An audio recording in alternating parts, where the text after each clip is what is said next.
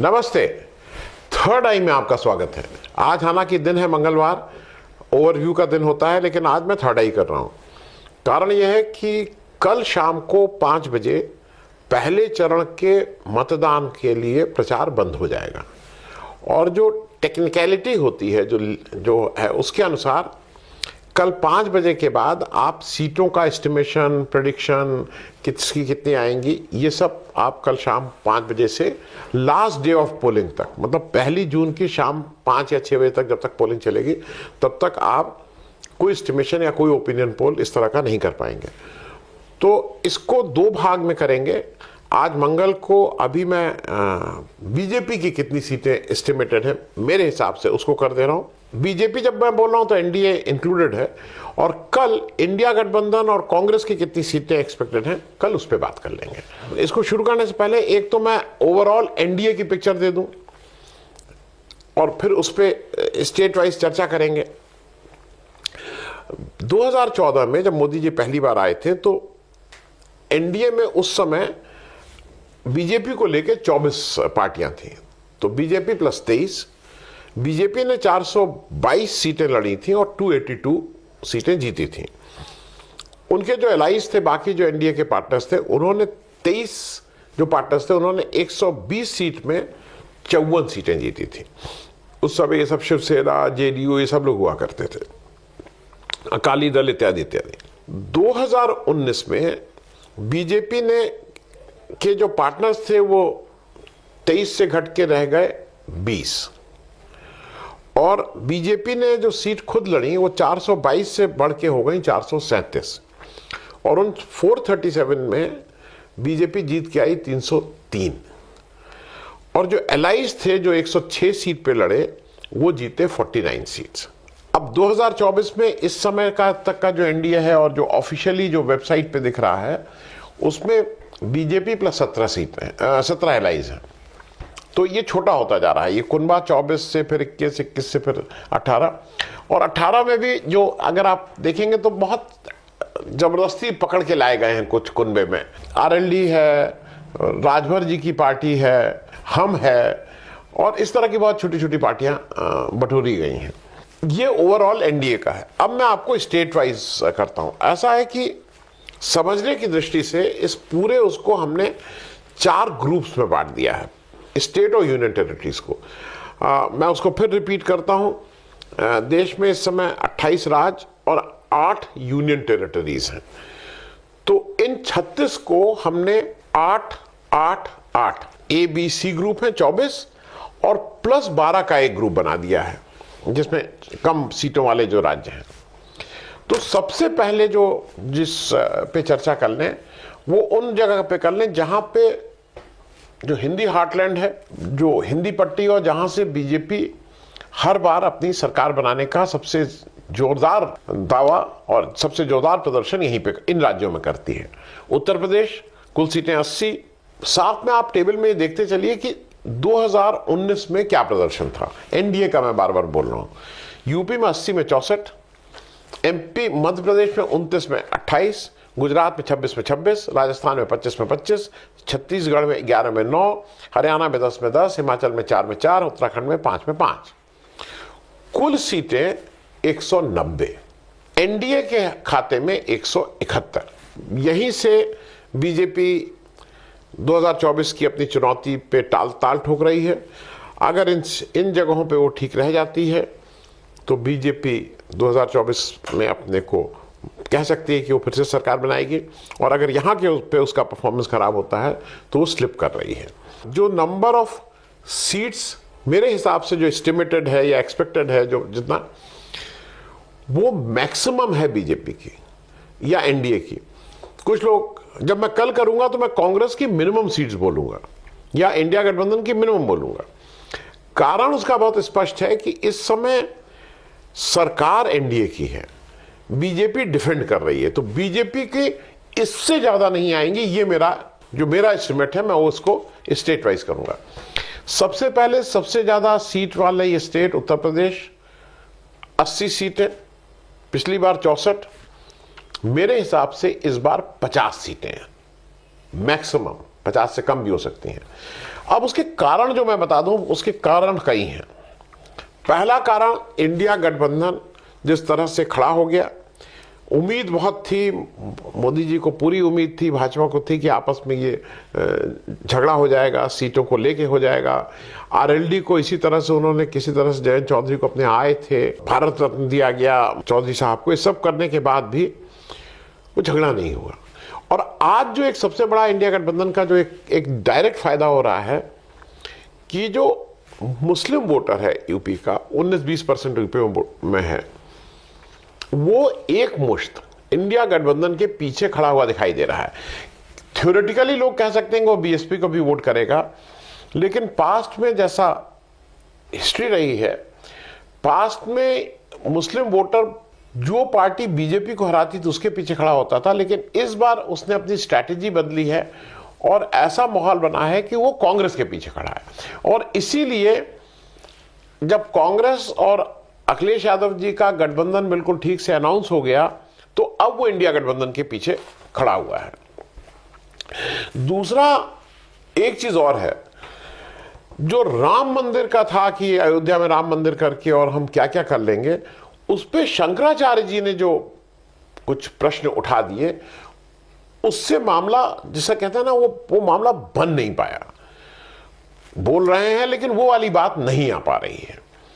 एक और चीज जो मुझे ऐसा लग रहा है जो काउंटर प्रोडक्टिव हो रही है, बीजेपी की तरफ से बार बार ये आ रहा है कि हम संविधान बदलेंगे, हम संविधान बदलेंगे, हम संविधान बदलेंगे।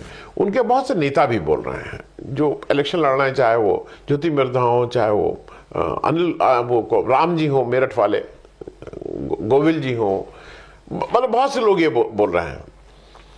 जब संविधान बदलेंगे तो आप ये बताइए उससे अफेक्टेड कौन होगा? अगर आज जो भी संविधान है उस संविधान ने, जब देश आजाद हुआ तो 1952 में संविधान ने सबसे ज्यादा ख्याल या सबसे ज्यादा किसको प्रोटेक्शन दिया था?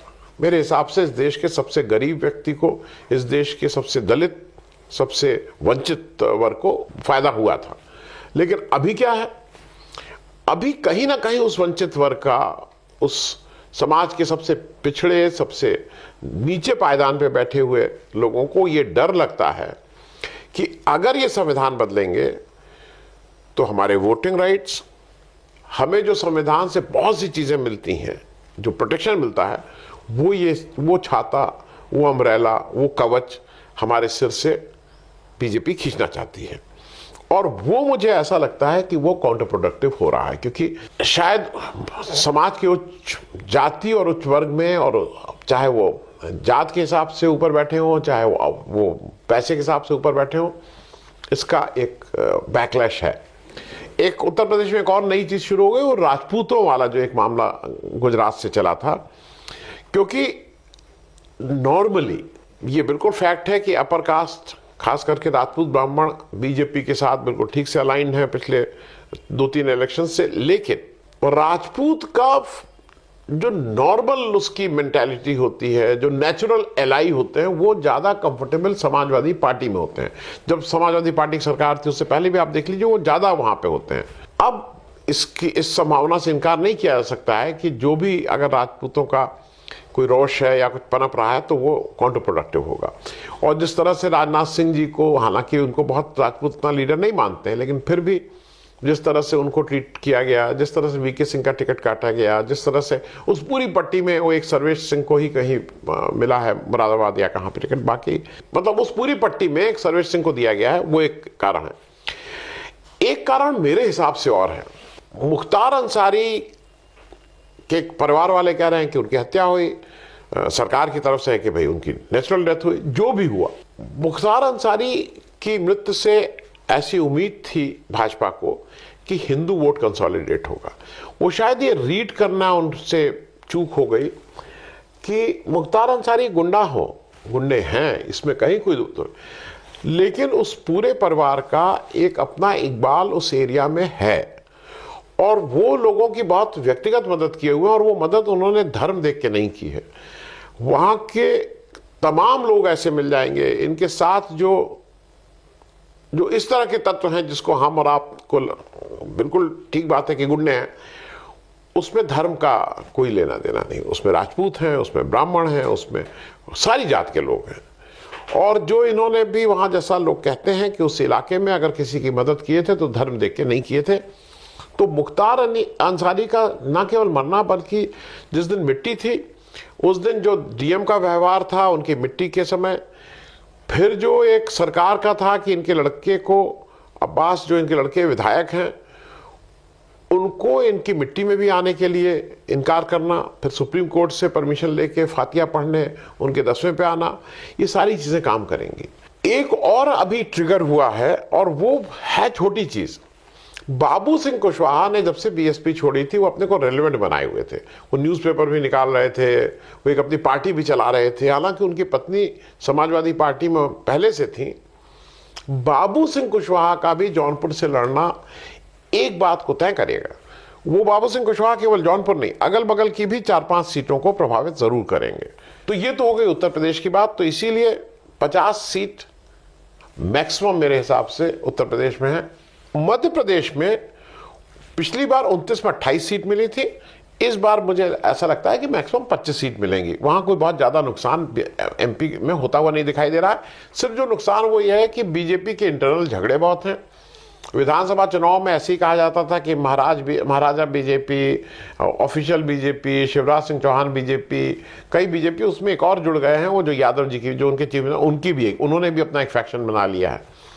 शिवराज सिंह चौहान, जो मैं तो खुद गया था, मैं खुद देख के खुद इसको कह सकता हूं, मध्य प्रदेश की वो विक्ट्री जो विधानसभा की है वो शिवराज सिंह चौहान उसके सबसे बड़े कारण थे। लेकिन उनको जिस तरह से किनारे किया गया और रिस्ट्रिक्ट कर दिया गया है, अपनी कंस्टिट्यूंसी में आप जीत के आ जाइए, तो वहां पे, लेकिन फिर भी 29 में 25 सीटें मैं मान रहा हूं। गुजरात में 26 में 26 पिछली बार थी, इस बार मैं 26 में 24 सीटें बीजेपी की मान रहा हूं।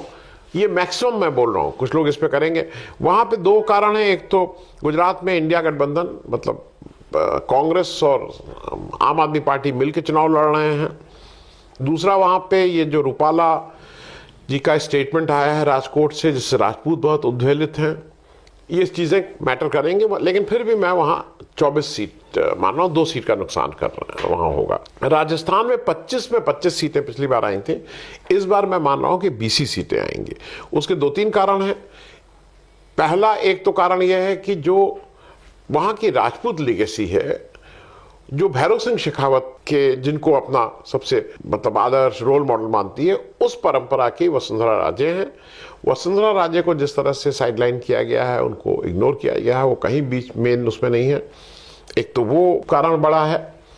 दूसरा एक और है कि कांग्रेस में वो जो सचिन पायलट और अशोक गहलोत के बीच की जो खींचतान थी वो खत्म हो चुकी है। लोग चुनाव हार गए हैं विधानसभा का।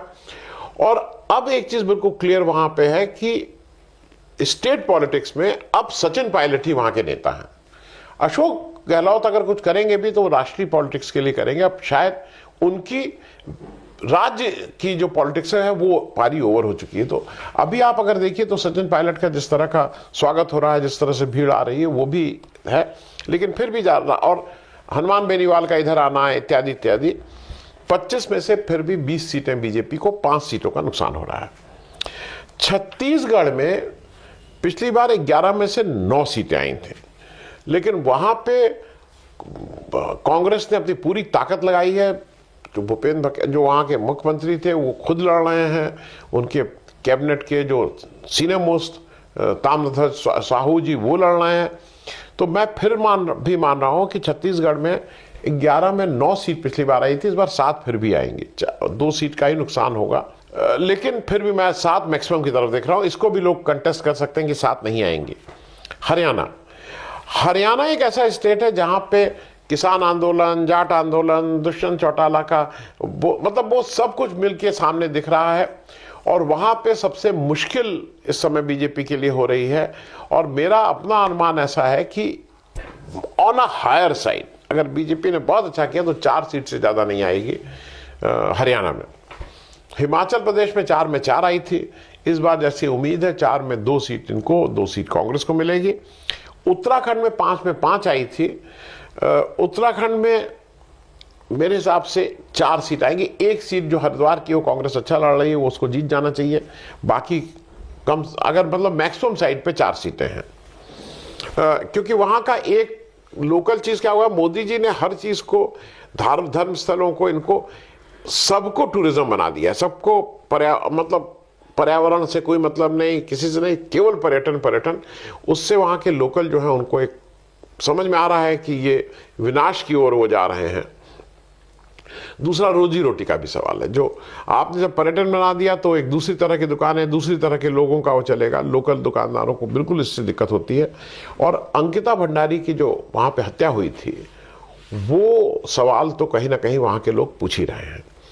तो उत्तराखंड में 5 पिछली बार थी, इस बार 4, कुल 190 सीट हो रही हैं इन 8 जगहों पे। ग्रुप ए जिसको हम बोल रहे हैं, उसमें पिछली बार 171 थी, इस बार मेरे हिसाब से 136 सीट मैक्सिमम आएंगी। वो ऊपर मैंने तालिका दे दी है। अब आ जाइए दूसरे ग्रुप बी में। ग्रुप बी में मैंने फिर 8 स्टेट ली हैं, और ये 8 स्टेट वो हैं जहां पे इंडिया गठबंधन लड़ रहा है एनडीए से। डायरेक्ट है ये कांग्रेस वर्सेस वो नहीं, डायरेक्ट है।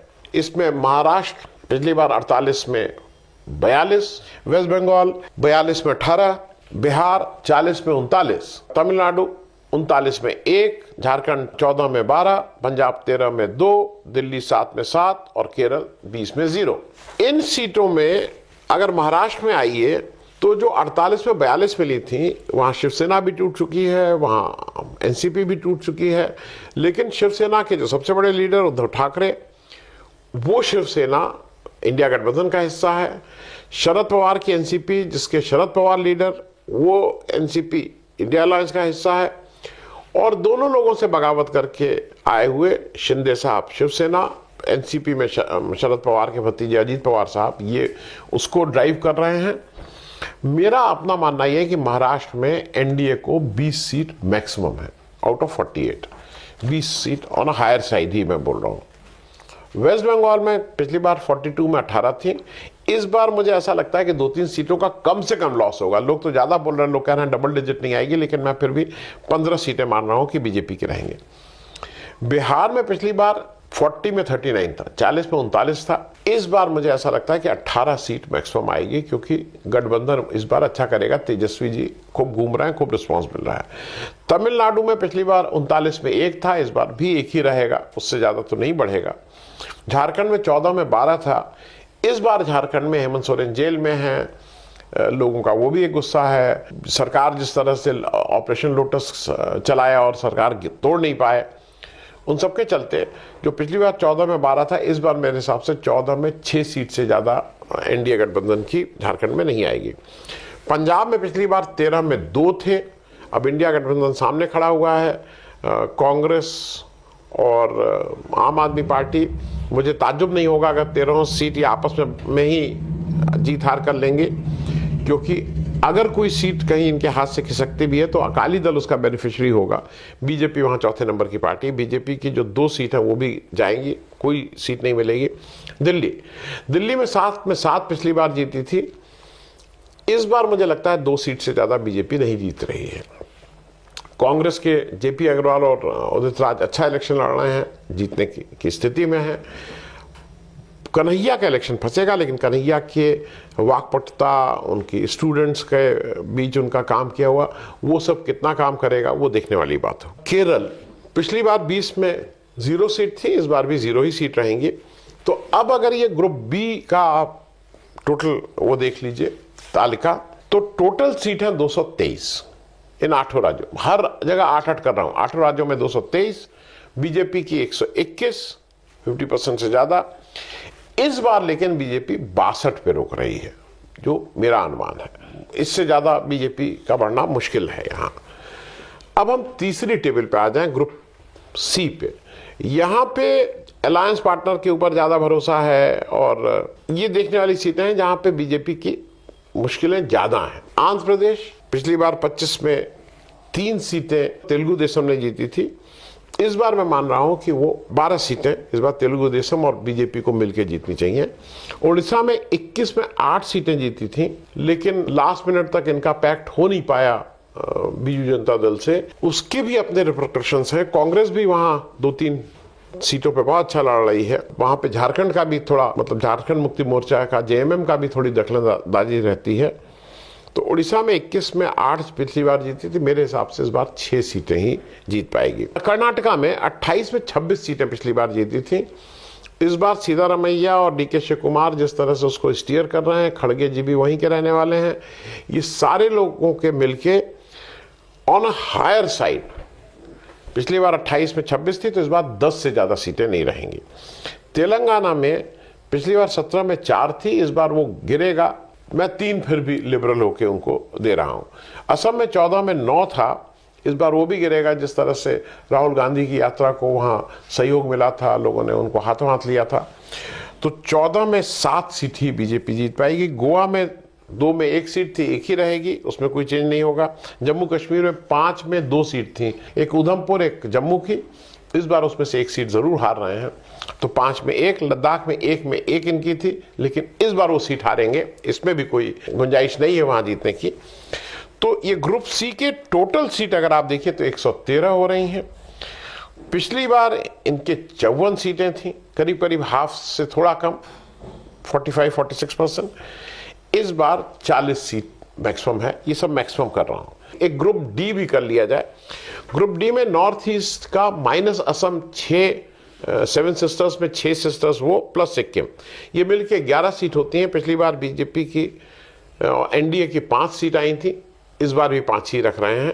और जो यूनियन टेरिटरीज बची हुई हैं वो 6 यूनियन टेरिटरीज हैं, केंद्र शासित प्रदेश। यहाँ पे हर एक में 1-1 सीट है। उन 6 सीटों में पिछली बार बीजेपी 2 सीट जीती थी, 1 सीट बीजेपी चंडीगढ़ की जीती थी, 1 और कहीं की जीती थी, दमन दीव की जीती थी शायद। इस बार चंडीगढ़ की सीट उनके हाथ से निकल रही है, 1 सीट ही जीतने की उम्मीद है। अब ABCD इनका टोटल कर लीजिए, तो पहला टोटल में क्या आएगा, 543 सीट, कुल सीटें 543। पिछली बार कितनी सीटें जीते, 353। इस बार जो कॉलम, लास्ट कॉलम जो है, उसका ऐड क्या आ रहा है, ए में 136, बी में 62, सी में 40 और डी में 6। कुल 244 सीट एनडीए जीत रहा है। इस है एज ऑन डेट, आज ये 16 अप्रैल 2024 को ये स्थिति है। अब इसमें कल के दिन पुलवामा हो जाए, बालाकोट हो जाए, कुछ इस तरह का मोदी जी के तरफ से कुछ हो जाए, तो उसका पता नहीं है, लेकिन एज ऑन डेट ये मैक्सिमम एनडीए की टैली आनी है। उसमें से मैं एक आपकी जानकारी और समझ के लिए, एनडीए के जो पार्टनर्स हैं उसके कितनी सीटें हो रही हैं, क्योंकि 244 तो कुल हैं। उत्तर प्रदेश में 2, अपना दल की 2 में 2, महाराष्ट्र में 6, एनसीपी और शिवसेना शिंदे मिला के 6, बिहार में 6, नीतीश जी और रामविलास पासवान की जो दोनों पार्टियां हैं वो, आंध्र प्रदेश में 10, तेलुगु देशम को 10 सीटों के का अनुमान है, कर्नाटक में जेडीएस इनका वो है 1, तो ये 25 सीटें पार्टनर्स की हैं इस 244 में। तो 244 में अगर 25 और कम कर दें तो आज की तारीख में बीजेपी 219 सीटों पे खड़ी हुई है। अब 219 सीट में मोदी जी प्रधानमंत्री बनेंगे नहीं बनेंगे, बीजेपी की सरकार बनेगी नहीं बनेगी, ये बहुत से प्रश्न हैं जो आज तो उत्तर देना मुश्किल है। लेकिन बीजेपी की मेजॉरिटी दूर दूर तक नहीं, 219 अगर हो जाए तो ये बहुत अच्छा परफॉर्मेंस होगा, और एनडीए का 244 भी बहुत अच्छा परफॉर्मेंस रहेगा। कल हम लोग कांग्रेस की कितनी सीटों का एस्टिमेट कहां से कितना है उसको लेके बात करेंगे। थैंक्स सो मच, बहुत बहुत धन्यवाद।